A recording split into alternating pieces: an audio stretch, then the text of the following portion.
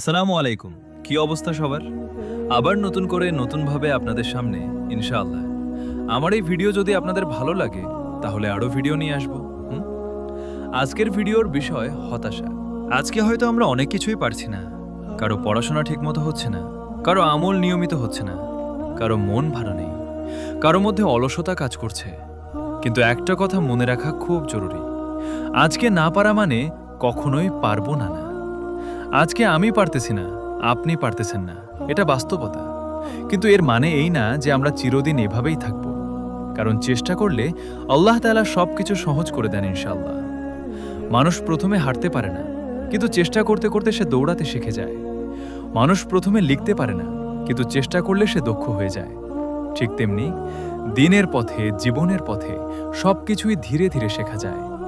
সবচেয়ে সুন্দর কথা হলো, আল্লাহ আমাদের ক্ষমতা দেখে বিচার করেন না। আজ এই পর্যন্ত।